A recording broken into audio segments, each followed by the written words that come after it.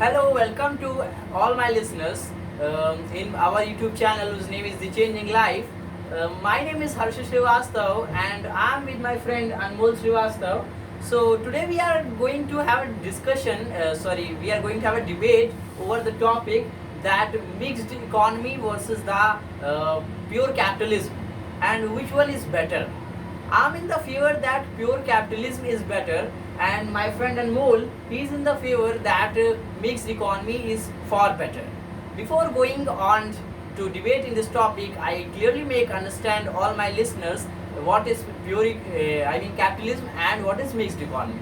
So pure capitalism is the privatization of the services and the products, manufacturing of the products by the companies and by the private holders, and the mixed economy means that both the government and the private companies have an hold over the production and services of the things over the country. So let us start our debate on my view on the privatization of the privatization of the services, that is the pure capitalism. So I want to say that pure capitalism is far better than the mixed economy. Why? Because the pure capitalism has an efficiency to improve the rate of doing the work, to improve the things, to improve the services, to provide the world class facilities even in the developing countries like the India.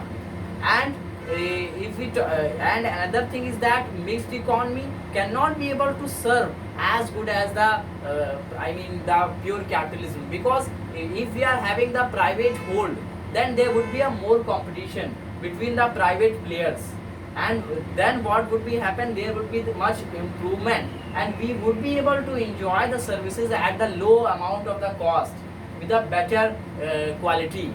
So that is my view on the pure capitalism. Actually, you have a good views on your pure capitalism.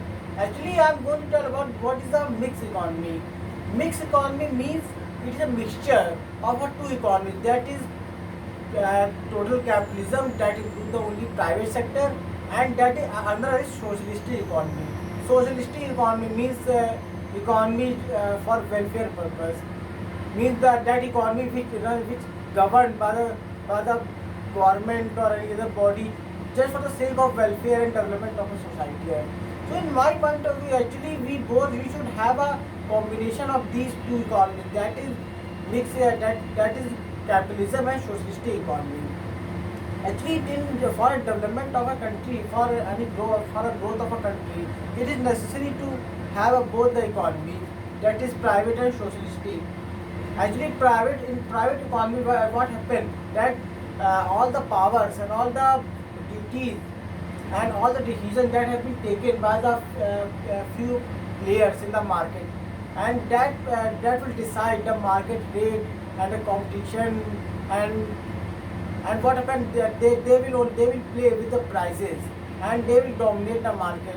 So in such scenario, there exists a competition between the different players in an industry. Yes. And but problem is that what happened in this structure, that those players which are not economically strong, those players which are the new entrants like startups, those players which don't have such a expertise in any field, in any area, then what happens, then they cannot be able to get a chance to have a business, have a market in front of these big players. Because in pure and in a social capitalistic economy, what happens that there exists a very stiff competition between the big players, and small players cannot exist in. But in socialist combination, socialistic economy means in a mixed economy, what happens that that government that act as an interference between the new entrants and the big sectors and the big companies.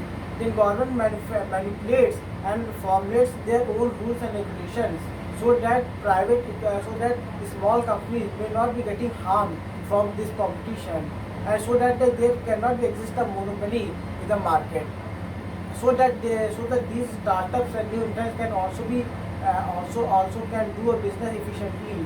They can also raise funds, they can also take loans, they can also have a minimum support price or you can say that they can also get a relief from the taxes, and they can also get a good players in terms of a demand also, Yes, good yes. customers. So there should be a, so that the main purpose of mixed economy is to relieve the new entrants from the stiff competition, so that they can focus on to development on themselves. You are right that mixed economy has a very important and a significant role in when we are talking about the public welfare. Then it is very good in the supporting for the public welfare. Always it creates some issues for the public welfare and the societal benefit. So it is very right.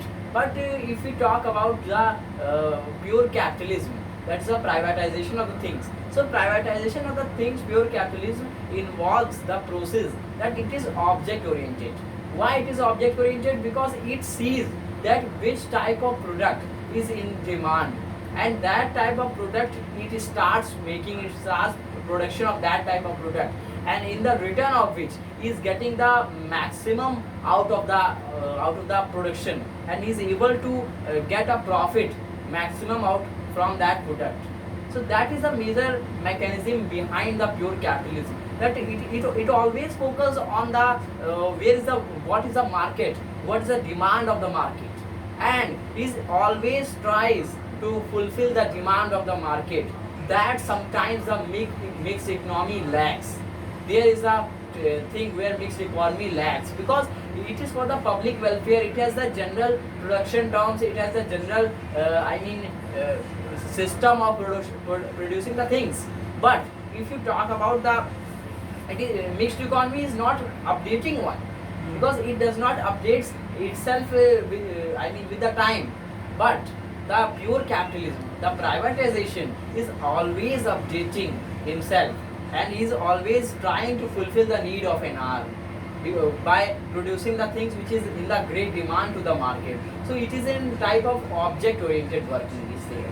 That is why the competition is lot in that field, because it is updating. And the other thing, that is the semi government and the private involved where it is involved, then it lacks the update of the things that I want to say. Actually, sure, you are somewhat right. But actually, the problem in the pure capitalistic economy that it is profit oriented. It is profit centered. Mean their activities involve the production, and then selling, advertising, and wage labor and surplus fund theory, and then ultimately they have to involve in the production, and they have to earn the profit motive. That is their main purpose. But to earn the profit, there is a lot of exploitation to earn that profit. It is because they are paying less. Maybe they are paying less salary to their workers. Maybe they are taking overtime from their workers. Maybe they are, to earn a profit. Maybe they are over exploiting the natural resources of a country due to not having a fair regulations by any third party like a government.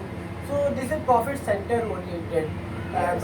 But main thing is that today what happened, that mixed economy is somewhat become a need of an hour of every country, because there should be a regulations, and there should be a governing body that can regulate so that monopoly cannot be created. And Yes. and the one of the important thing, that mixed economy can take care of the each and every community and each and every class of a society. But capitalistic economy cannot take care of each and every class of society. And that is the main thing. For example, in our country, India, most of the persons in our country are a mixed class, and I think that some of the persons are higher, means that they are the rich ones, or you can say that many of the persons who are the poor class, poor labor class. So in a mixed economy, government have to take care. Means our economy have to take care not only for our the rich community, but also for the poor people, also poor labor, so that they may not be getting exploited. They can formulate a minimum average pay for every labor. And another thing, that for example, you might have behind the system of a minimum support price, Yes. MSP, or you can heard about the ration card. So you can think that how the let's say that if you go to a market and if you go to purchase any 1 kg of rice or 1 kg of wheat, so it may be cost around 100 to 150 rupees. But it is not possible for a poor person to purchase that. But due to the government intervention, due to the subsidies that is provided by the government, due to the rules and regulations by the government provide their foodable items to the poor purpose with the minimum prices at 2 rupee per kg, 3 rupee per kg. But that is not possible in a capitalist economy, because capitalism is then only profit oriented. If they see that, they only see that if we are not getting profit from distributing the product in a low prices, then they will not distribute it. They doesn't think about the welfare of a public. They doesn't think that how people can live. They doesn't think that means the how the poor persons can afford such a high prices. You are right that they are sometimes they are unable to they are exploiting the labor laws. Sometimes they do not focus on the environmental impacts of their production. So these factors might be occurring in some sort of the things, but you must clearly understand that that type of companies, that type of corporates, they must be need to be checked and they must need to be stopped. Otherwise, all the corporates in the private, companies, whether they are doing the production work, whether they are providing a service to the customers, they are always following the government laws, because government is has been able to set the laws for everything. Like for the labor laws are there, you cannot exploit the laborers for the for setting off any power plant and production plant in any place. There is the environmental laws, you have to follow the all that. You have to take the permission of the government, you have to wait for the time after the permission is being given. So all these factors, these private companies, they need to be understand, and they need to be follow these things strictly. Otherwise, it is right that there would be some sort of the things that are unproductible for our country, not only for our country but also for our environment, for our people of the country. So a lot of the factors, they do come occur across these things. But it is also understood, you have said one thing very right, I agree to this point, that the ration system is quite good, because poor people cannot be able to afford such a high price of rice or any food Similarly, Ayushman Yojana. eating commodity. Lot of schemes of the governments are right, I do agree with this. But think about the quality, they are not being able to provide the quality, and that is the thing where they are lacking. You are very familiar with the electricity system of the government. So we are very familiar in India that we see in some areas that there are not good transformers, there are not good wires, the wires are very old, sometimes they are broken, and these sort of problems are coming in the village area, rural areas, and lot of places are there where the electronic equipments are too old that they need to be replaced, but still they are not replacing because of the slow procedure of the government agencies. But if you talk about the private corporates, they do take care of these things. They always focus on the quality of the services and the quality of the products they do provide, and that is the reason while they are able to meet the demand of the demand of the current situation. Because if you talk about the private electricity system, then you would be able to imagine a condition when there is a good quality transformers, when there is a replacement of the faults within a given short of a time, when there is a world class and good facilities of the electricity. So these situations, they occur. Although the prices, electricity bill would increase, I do agree that poor people cannot be able to afford that. So government system is good. I cannot able to condemn that system, but I am talking about But the main thing, private things. But the main thing is that all you are telling is absolutely correct. But there is some other benefits that can be far fetched from these defects as you are telling about. For example, actually what happened in a pure capitalistic economy, the powers and authorities are lying within a few people, with a few people, mainly 10 to 15 or uh, some more people, and these are people who control all the major departments of and hold all the important portfolios, and they also have their major powers and duties and authority responsibilities there, and therefore they also hold various important positions, and due to this it exists the possibilities of a corruption, because they can able to bribe any officials. Another important thing that it exists a bureaucratic government, means the layer, it means a few persons are having a lot of responsibilities and duties, means it is not possible for them to do all the responsibility in an efficient manner. So that is the main defect in a pure capitalistic economy. And you can see, you can think that the notes which has been printed in our country by the Reserve Bank of India, notes, points. But what happened in a capitalist economy? These currencies which have been printed by the government itself. Government takes the responsibilities of even printing a currencies, and even governing banks also, and even governing loans and other things also. So it may be not possible. But if in our country like India, there is a Reserve Bank of India, and whose orders and governing is far more better and is far much appreciable by the government itself also. Government also takes advice from the Reserve Bank of India. RBI holds the responsibilities of printing a currency, is not a government. So it exists a coordination and it exists a flexibility in our system, so that it can be our system can formulate better policies and strategies and can implement in a better way. But in a capitalist economy, it may be not possible, as because powers are lies only within the hands of a few people, or they can also be a corrupt, and it exists a bureaucratic government, and there is a lot of complexities that exist there, and what happened that in a capitalist economy, they provide incentives to a few persons, means those persons in which they like the most, means those persons which are powerful persons, they provide incentive to only those. But what about the other businessmen, other peasants, other small or middle class peasants? They don't even take care of.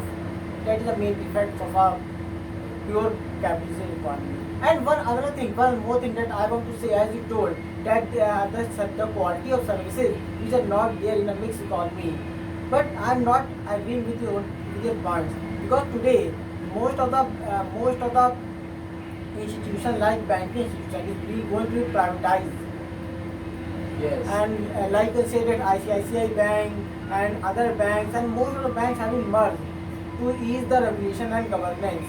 And other thing that, for example, in the aviation sector, like airline sector, most of the government has allowed the 100% FDI to I think that aviation sector and tourism sector, so that private player can also enter and to have a business in this, provide a good quality of service. You can see that in our country also today. There are most of private banks today. There are most of the private companies today. There are most of the private players in every sector, like construction, mining, and even a power sector also. Yes, you're right. So I think that entry of these private players can also be very beneficial for economy. Yes, you are right that it is not beneficial that privatization and the pure capitalization is always be benefited and always be enjoyed by the every person who is involved in that process, because you are right that corruption can be there. But I also can say that corruption can also be in the government officials, because they can be corrupted. It is the honesty of a person who corrupts and who don't. So you cannot be able to point out whether it is government official, whether it is a private official. Anyone can be corrupted and anyone could not be. So it depends on the honesty. Another thing that you have said about the power and the workload.